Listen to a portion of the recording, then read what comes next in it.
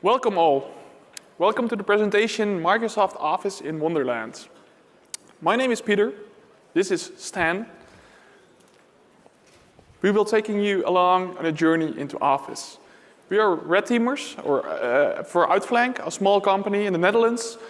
We perform adversary simulation, advanced pen testing. And in that process, we often use Microsoft Office, one, to write reports, but also to send malicious documents to our clients, to our targets. And in that process, we always rely on standard tricks like Office macros and DDE for code execution. But we've investigated Office in a broader perspective, and we've looked into other features of the Office suite we can abuse, and how we can just bring this further, just taking Word and Excel and see what other malicious uses we can take from in our attacks. So the first question is, if we take DDE and macros, we always look into code execution. But do we actually need code execution? So what can we do with a system if we don't do code execution? For that, let's look into one of the demos. Let's try to steal credentials.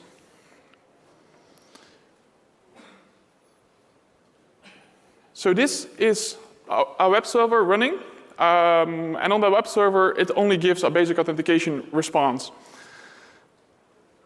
And then, so that's my attacker system. And then on the user system, I send the user a specific backdoor document or a malformed document. And then the user will see,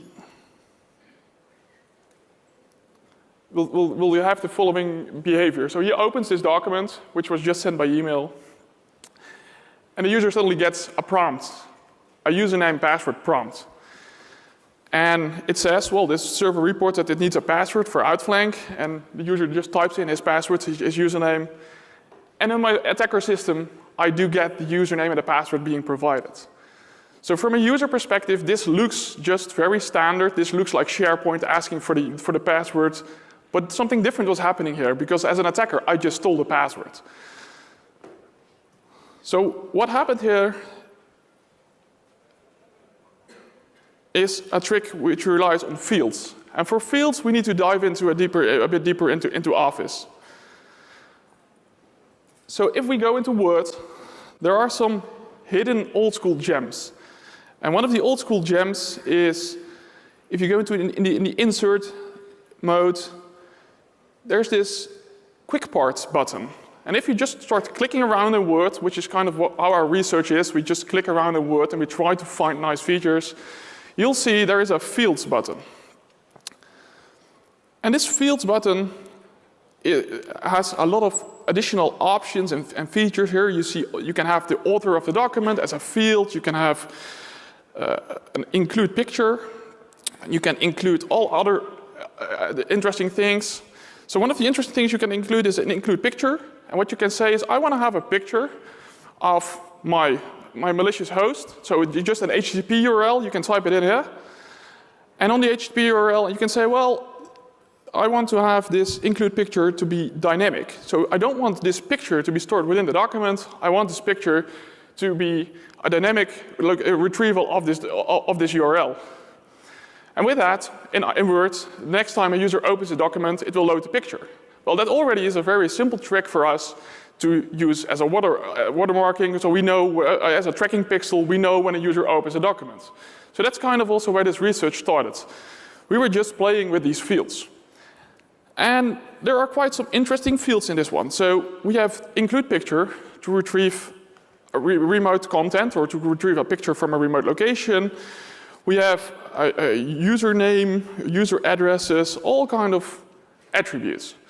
And they are typically used in the old school way of how to use templates in Word or in mail merges. So if a user opens a document, these fields will get updated.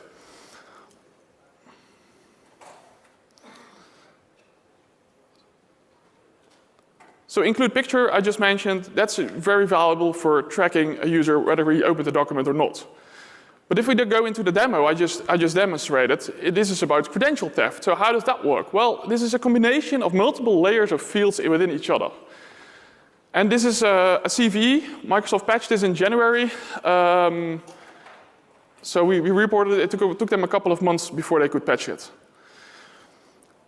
So what this is an include picture, just the same as this standard picture we often use as attackers. But in this picture, we said this URL contains this username field.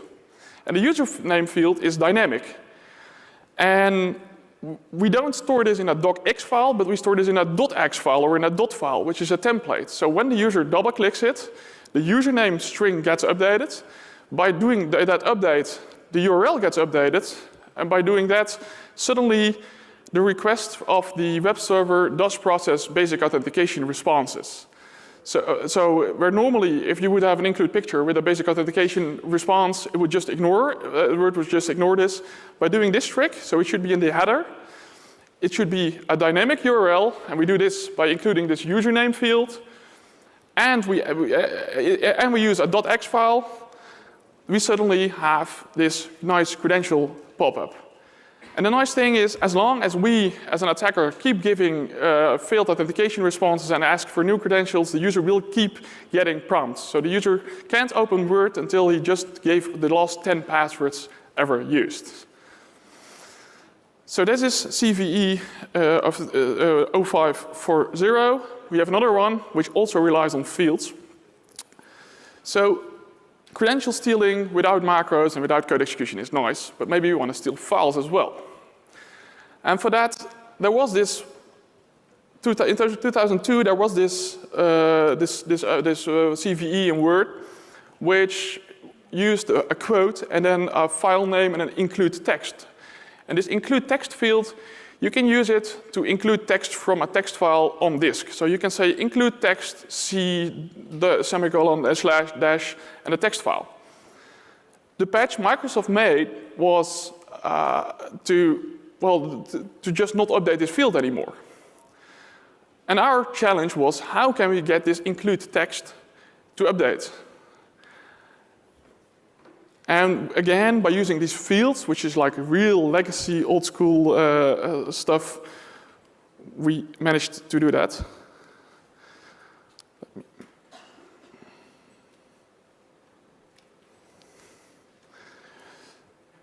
So this is again my web server running on the back end, which just runs a standard web server in this time. So this time it's not running this basic authentication responses, just a standard simple HTTP server. And we send a user the following: double click to see the monkey dance. And if the user does that, he double clicks the file, well, actually nothing happens. But if we now look into our web server, something interesting has happened.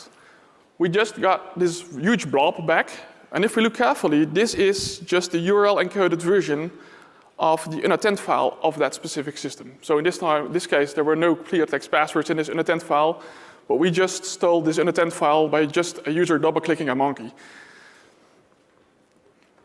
And again, this relies on fields and a combination of fields by multiple layers.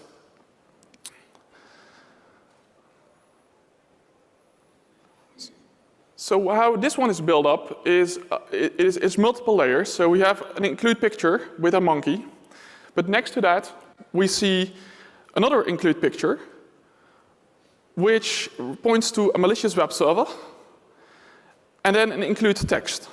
So if this field, this include picture field, so this picture would be updated, we would send the text of the unattend file to this malicious web server. But now we just needed to force it to update. This Microsoft's patch said, well, we won't update this include text anymore. And for that, we used yet another field, and that field is named a macro button. And macro buttons have not really something to do with macros, as we know it from VBA. This is just a field, and it's just a button. It doesn't look like a button, but in the Word context, it says it's a button. And what that means is, if you select it, you select the full macro button, so you can't select something in it. So as you see, when you're double-clicking, you'll see that there's a bigger building block selected, which is the button, kind of the context. And once you double-click that one, all the content of this macro button is being updated, which then updates the monkey picture, not that interesting, and it updates this web server and this unattended file, sends it an unattended file. So this is, again, a way how we just by ingeniously combining these very legacy fields, building them into each other, trying to take different events, how we could steal arbitrary files by just a user double-clicking something in Word. We've submitted this again to Microsoft. Again, took them 3 to 4 months for patching because they had to change something deeper into Word. And the mitigation of Microsoft turned out to be an additional security warning. So anybody who is now using an up-to-date version of Office has this new warning feature introduced that this document contains fields that can share data with external parties, and it is important that you only open such a file from a trusted location. So that's 2 things we already did in Word, which like legacy features, no code execution, and still we can do stuff which we really don't want to happen to your users. These were the legacy features, but sometimes we just get new features being added to Excel and Word. And for that, we need to meet M and the get and transform abuse. So on a day, I was opening my Excel, and I saw this pop-up. Need to import data, we just have this new feature. It's called the get and transform wizard, or a get and transform feature. Turns out to be that Microsoft has ported various features of Power BI into Excel. And they name it Get and Transform, but it's very much relating to Power BI. And in Power BI, you have this scripting language which is called M, so therefore meet M. This is like the newest features of Word and Excel, so that's also very interesting from a research perspective to look into, well, how can we make abuse cases out of this one. Let me go here.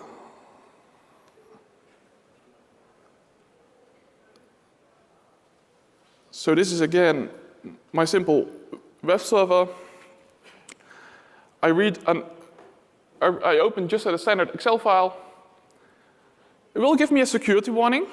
And if we go into the Excel menu, we can see which warning this is. This is not about macros. This is about a web service and about external data connections. So we think we open an Excel sheet which just opens external data connections. That's hopefully where we need to convince our user to click that, or the victim to click that, or to believe that this needs an external data connection, but it's way less invasive than a macro warning. What now happens is the following. There's a get and transform feature, and the get and transform feature can import from text files. And well, if you can import from a text file, well, then I can read from any text file, which includes, for example, this unattended file. And then we need to submit it. So on this screen, we'll see that all the data has been submitted. This is, again, the unattended file, which has just been stolen by an attacker via a malicious web server. How this one works?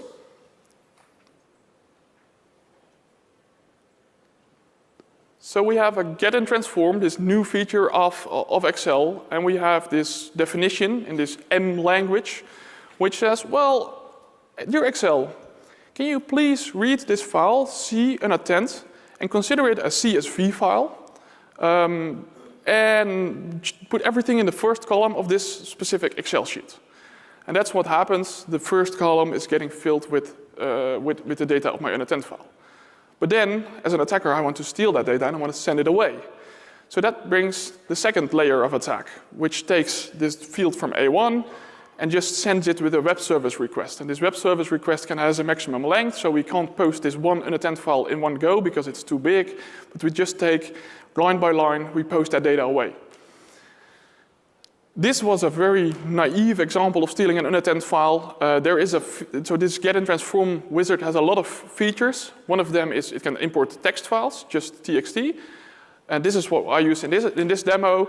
but you can also use it to parse to retrieve XML, and you can just really define like an XPath query and only get a very specific value, which makes it much faster and much less in your face. And furthermore, there are so many more features in this new wizard, in this new get and transform stuff. So you can make database connections from an Excel sheet. You can make connections to Azure, connections into the Active Directory. So it's ongoing research, but I really believe there's a lot of potential here to not do code execution, or maybe use this feature to get into code execution, but do something besides the DDE and besides the standard VBA tricks. So these were 3 tricks that have nothing to do with code execution on systems, but already stealing files, getting credentials from users. So that's already quite nice achievements. But the next part is, do we actually need VBA for macros? Do we need that? And that's where Stan comes in. Yeah, so what we're going to do is we're going to have a look at the go-to technique for most attackers in abusing MS Office, which is still macros. But we are going to get it to the next level because there is so much happening under the hood of macros, and we're going to have a look at that. So we're going down the rabbit hole of macros. And the first thing that I have to explain to you is that macros is not just VBA. Most people think when they hear macros in MS Office that it's Visual Basic for applications. But there's other languages that are supported as well, and the most important one there is XL4 macros or XLM macros. Which I will be dealing with in a minute. And the really interesting difference between VBA macros and XLM macros is that VBA is a separate engine, is a separate DLL, which can be blocked by AppLocker, for example. But XLM macros are processed within excel.exe itself. It's not a separate engine, it's within the exe of Excel. So that will be really hard to get rid of in your environment. And then VBA is not VBA. There is stuff happening under the hood. There's intermediary languages under the hood of VBA, P-code and Xcode. I will not go into Xcode, but P-code we will dive into in a few minutes, which is really interesting as well. So that is what we are going to do in the next 20 minutes. Let's start with XLM macros. XLM macros, they exist in Excel since 1992. And if you've never seen it, this is how it works. I just go to Excel, right-click, insert, and I actually choose, I'm going to choose this one, MS Excel 4.0 macro. All of a sudden I get a new sheet, and this is a so-called macro sheet. And this language is completely different from VBA, so let me write an example, exec calculator, and then halt the macro after that. And if we run this, then there's my calculator, that's how it works. And if I want to auto-open this function upon opening this file, I just have to rename this cell to auto-open, and then it just behaves as the regular auto-open event in VBA macros. But again, a completely different language, which is being ran by a different engine. And if you want to hide your macro, right mouse click, hide, and it's actually gone from the GUI. So this is some basic stuff which we already demonstrated at DerbyCon last year, but it gets more interesting if you go deeper into this. So I just started calculator with a simple exec function, but I found out that you can actually call Windows 32 API methods as well. So this is an example of shellcode injection into the current Excel process by calling virtual alloc, write process memory, and create thread. It's a basic proof of concept. You can make it much more advanced, but it does show you the power. Excel 4.0 macros are almost as powerful as the regular VBA macros are.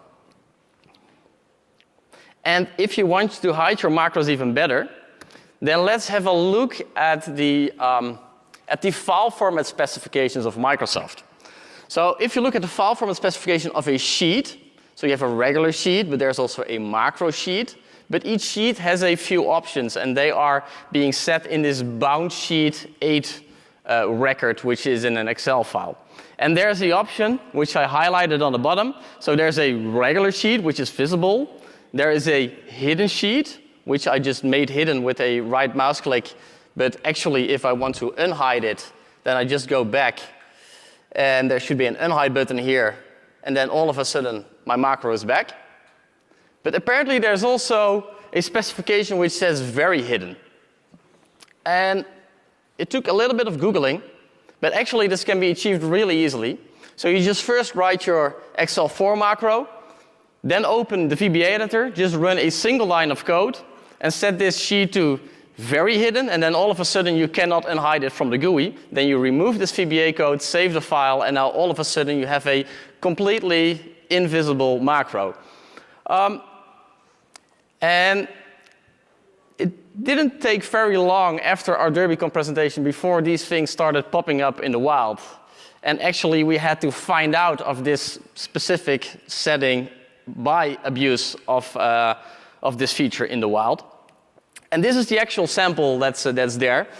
If you look this sample up, it does process injection.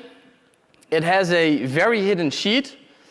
And this was after our disclosure at DerbyCon, but still 0 out of 59 detections at virus total.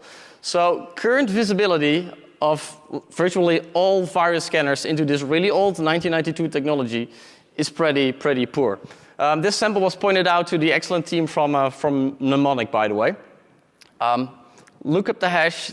It's a really cool example. It's way better than our proof of concept that we released. This is the stuff that we're seeing in the wild. Excel macros are not just exposed via Excel files, via workbooks and sheets, but they are also exposed via something called Silk.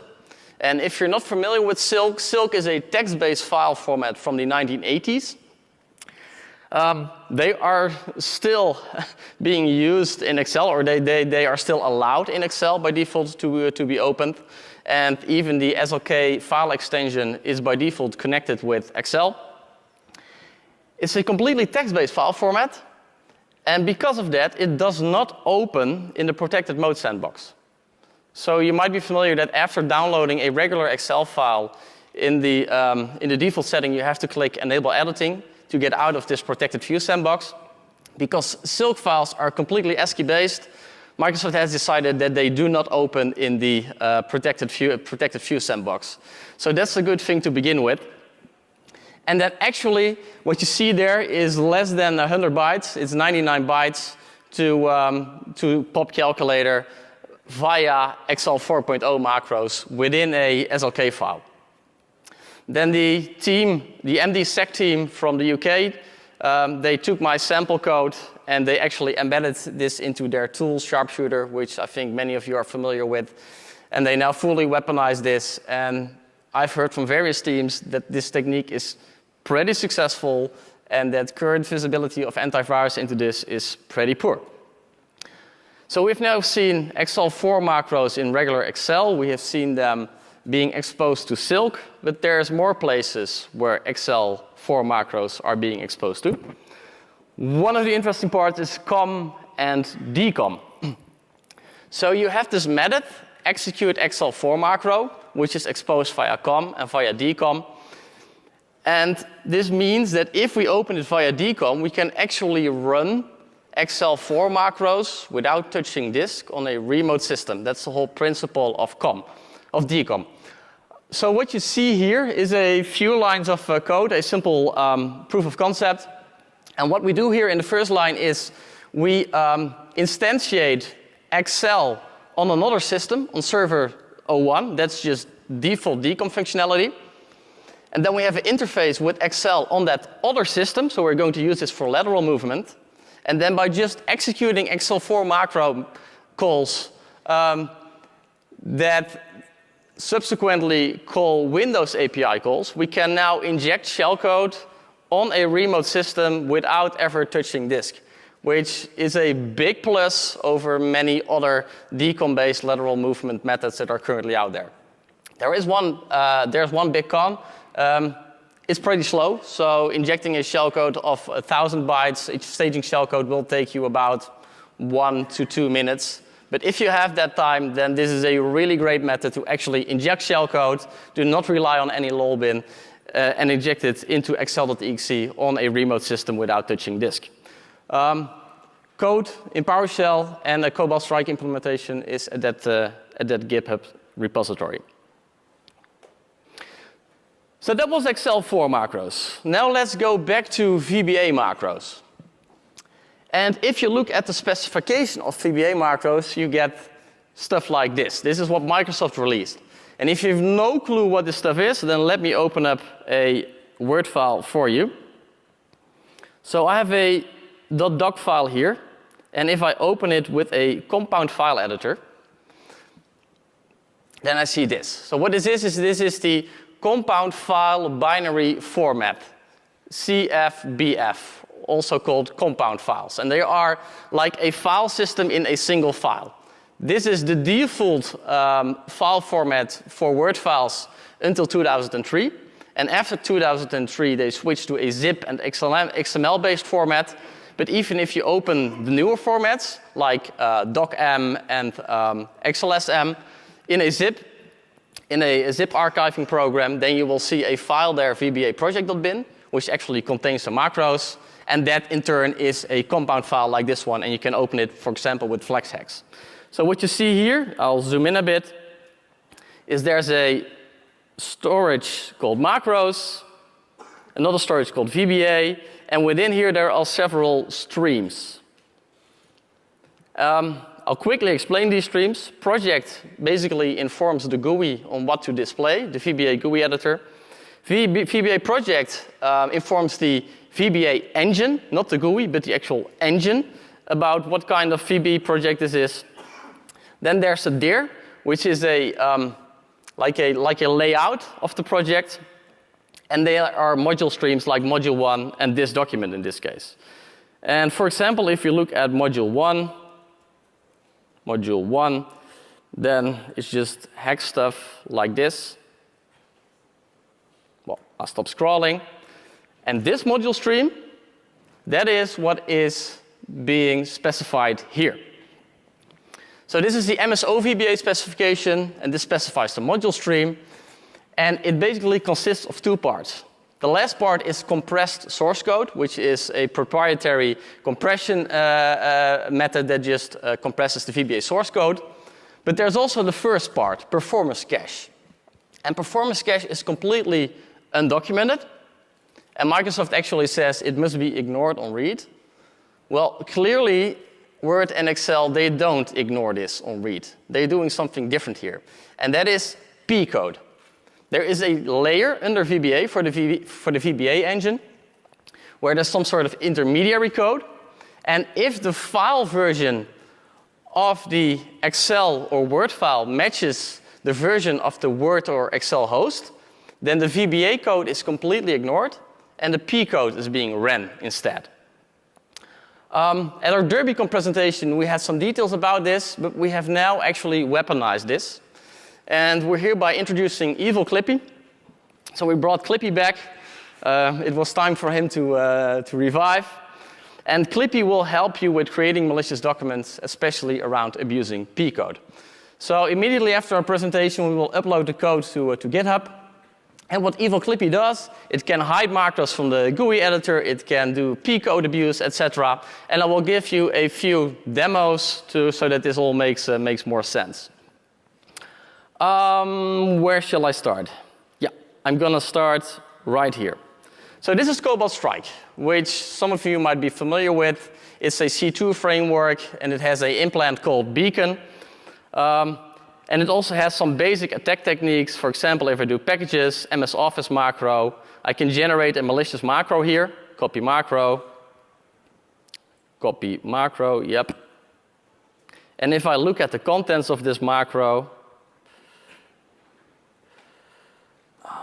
there it is. Insert module. This is the actual macro.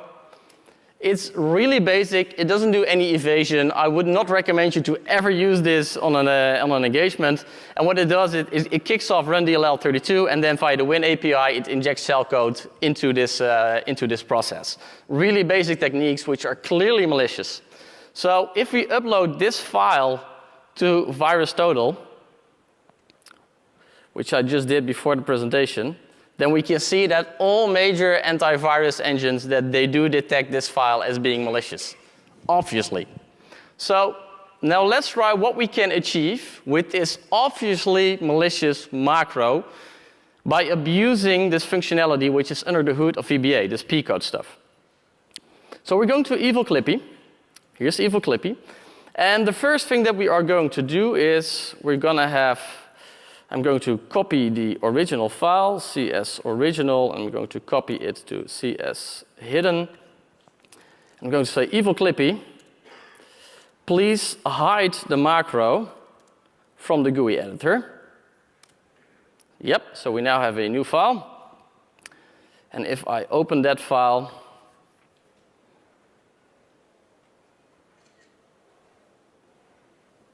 and I run macros, then I should see a new connection coming in at my Cobalt Strike team server, or is it? Yep, so I do have a command and control session right now. The macro is successfully executed. But if I go to the macro editor, the macro has completely disappeared. It's not there anymore. Evil Clippy achieved this by editing the project stream in the CFBF file, which instructs the GUI on what to display. So it's hidden from the GUI editor, but the macro is still there, and we can easily see that with a tool called OliVBA, for example. The macro is still there, it's just not being displayed in the GUI. So that's feature one. Now let's try to get rid of the macro as well. So we're going to say, we're going to have some fake code. This is some fake code, just a simple subfake with a message box. And I'm going to say, evil Clippy, first of all, I need to copy the file, black hat, original to P code. Evil Clippy, do not just hide the file, but please also remove the compressed VBA code while still leaving the P code intact. And do that on this file, CSP code. Okay? So if we now run OliVBA on this file, we will see that OliVBA thinks that the code in this file is, hi, this is fake code. But if we open the file on this system,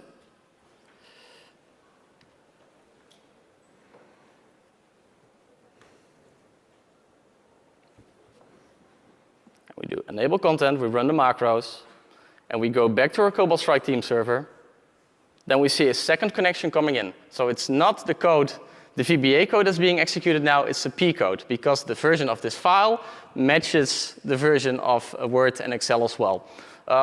With Evil Clippy, you can actually set the target version of Office to target, like 2016, 2013, 2010, whatever is there. But, there's a big but, there are tools that can analyze P code. And the most famous one is P code dump from Dr. Bonchev.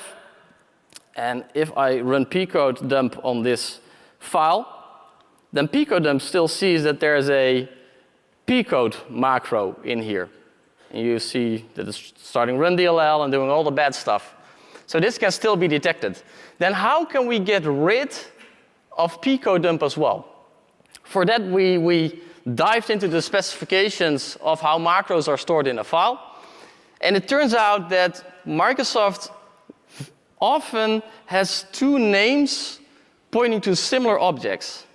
And if an object is a module stream, then it keeps track of the module stream in two variables. One is an ASCII variable, and another one is a Unicode variable. So there's two different names pointing to the same object. Well, what could go wrong? Thing is that what Microsoft Office uses is the Unicode name of the module stream, whereas most security analyst tools use the ASCII name. So what we can do is we can edit the file with Evil Clippy, set a completely random name for the module stream in ASCII while still leaving the Unicode name intact, and that's exactly what I'm going to do now. So I'm copy it again, random.doc. I'm going to say Evil Clippy, yes, hide it from the GUI, set some fake code in there, but now also do random random module names for the ASCII specification. CS random, okay, it did that. It set random ASCII names while still leaving the Unicode names intact. And if I now run CS random, I'm going to show you that it's all still working fine in MS Office. Enable content. And we should see another connection popping in. There's another connection popping in, so that's working just fine. But if we now launch picodump on this file, picodump all of a sudden says error, file not found, because that uses the ASCII name. There's plenty of more stuff that you can do here, but this was just a basic demo of what Evil Clippy can do. And the question is, how effective is this? So we started with 34 engines detecting this obviously bad macro. And I just uploaded the last version to VirusTotal as well. And then we got rid of all major antivirus engines. There's only one, which is Siren, which actually triggers on a string, which is still in the P code, so that wouldn't be too difficult to get rid of as well.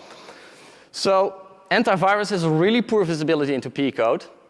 And I can understand why, because there is no official specification of P code. So it would be really difficult to get proper optics into this.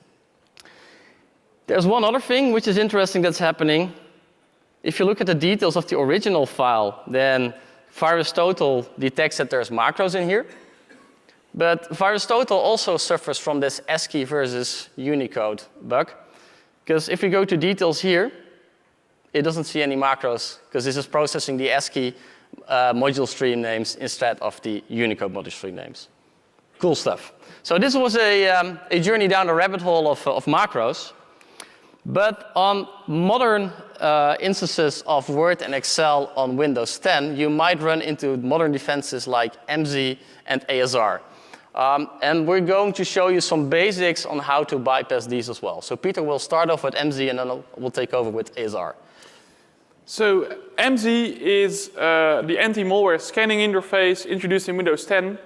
Microsoft hooked up a lot of script interpreters like C script, PowerShell into this interface, and the script engines send all their events that they execute to this MZ interface. An antivirus vendor can subscribe to that, and any PowerShell command you execute gets first being approved by the AV vendor, or the AV product can then intercept if they want.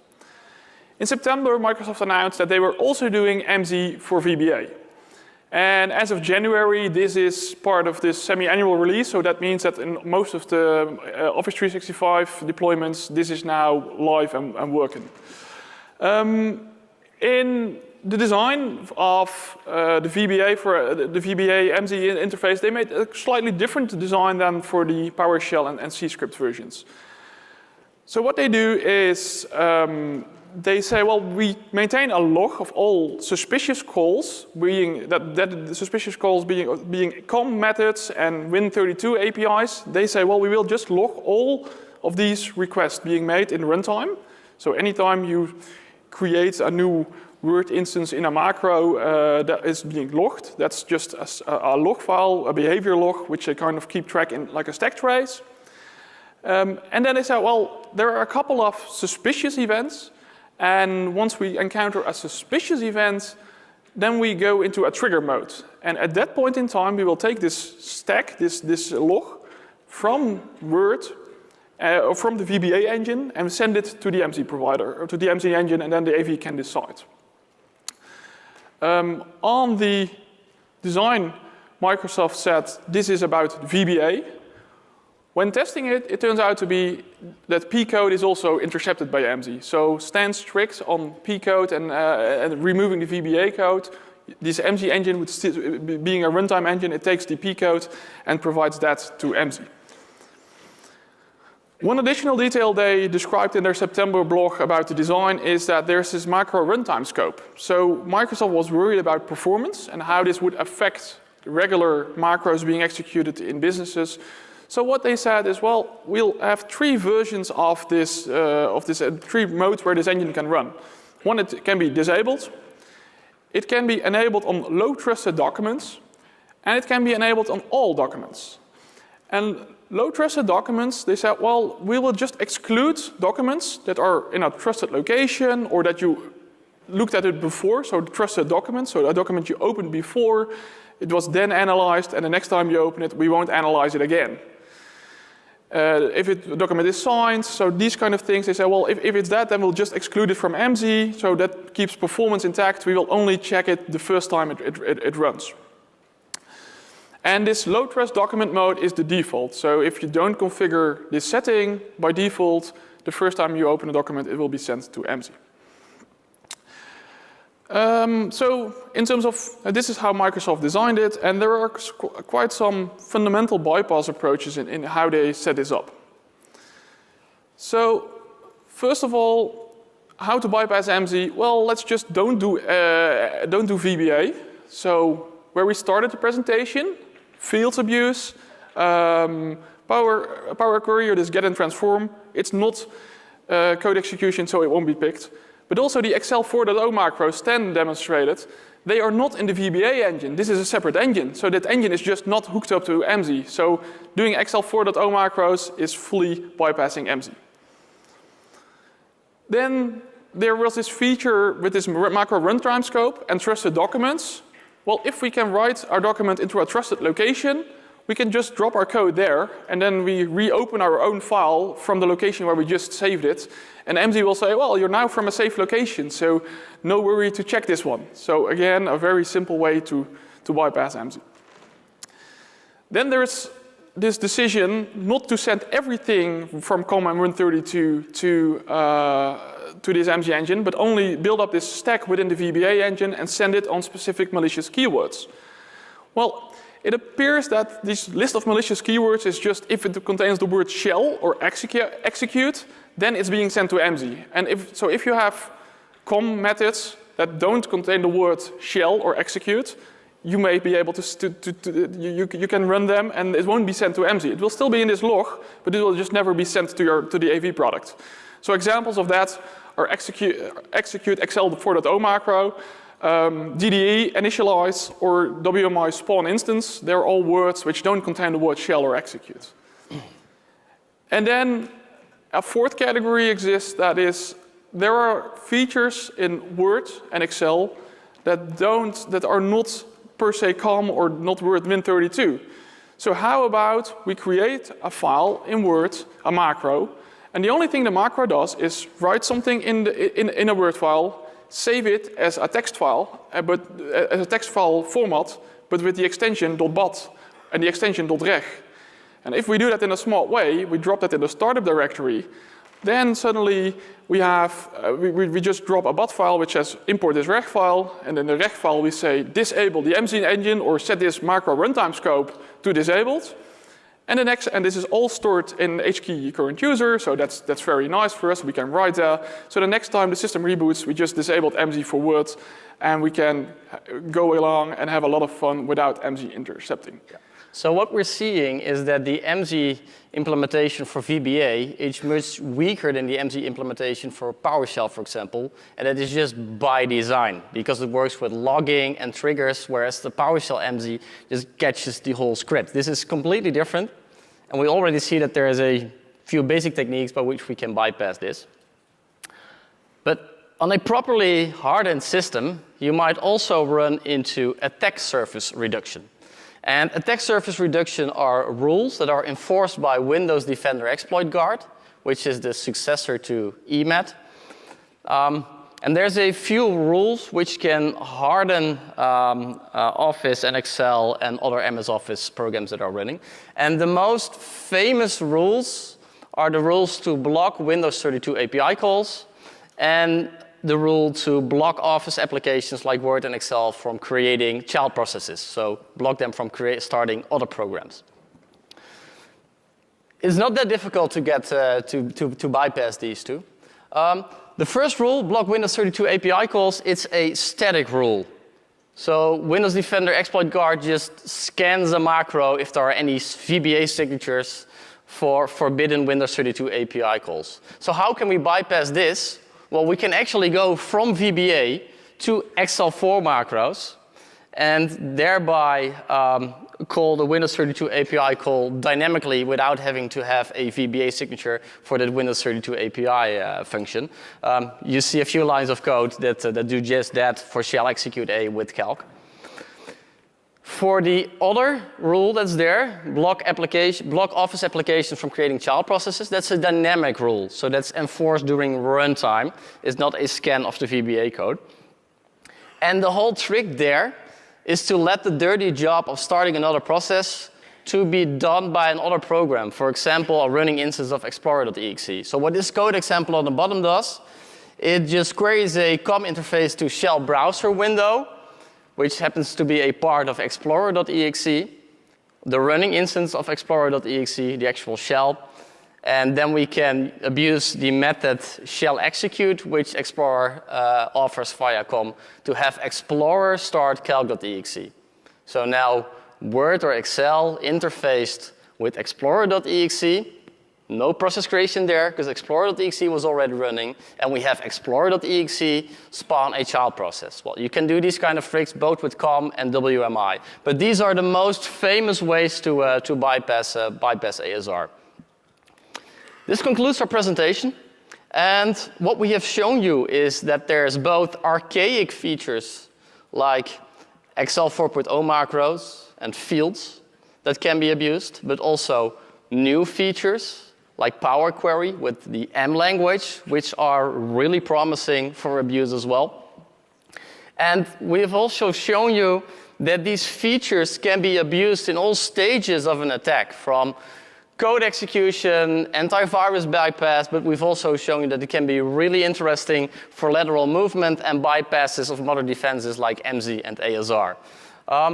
We pretty much love MS Office from an offensive perspective. We've only scratched the surface, and we really hope that we've given you some insights not only on how to abuse this kind of stuff, but also provide interesting angles for future research, because really there is so much more, both old features and new features being added. It's basically a goldmine. So thank you all for listening. If there are any questions, I do think that we have a few minutes to answer them. I see a hand there. I don't know if there's a microphone. If not, we'll just repeat the question.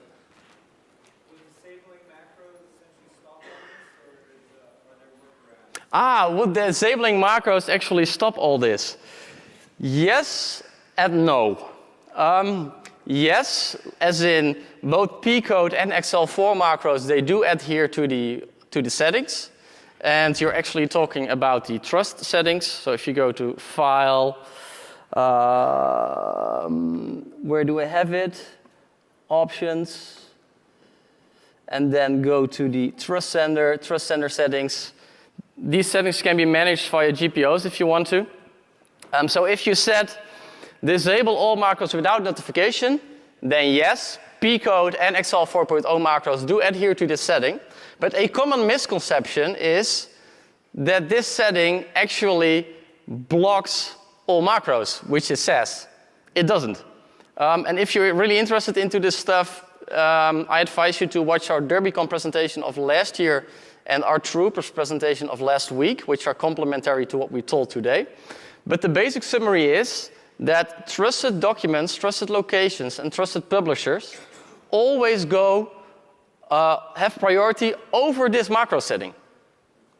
So if you can have a document to be either a trusted document, which is just a registry setting somewhere, which you can abuse, or whether it is on a trusted location or signed by a trusted publisher, then it will always run. So that's why there's my answer, yes and no. There is a big caveat here, and in the presentations that I mentioned, we show some angles on how you can abuse that. Does that answer your question? Cool, thanks. What is your experience been with Office file processes? For example, Apache Point, they handle Office binaries as well. What is your experience been with? That's a really good one. So the question is, what is our experience with Office file processors, which are in various projects, both open source and closed source? I don't think we've ever seriously looked into that. No. So interestingly, I started with these fields and these CVEs. We submitted them for Word.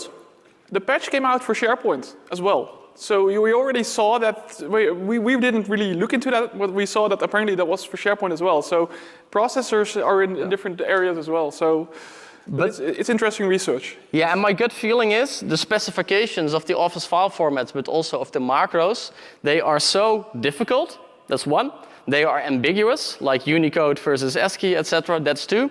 And they are also largely undocumented, while still those undocumented parts are being used by Word and Excel. So from my perspective, it's a recipe for a mess from a processing perspective.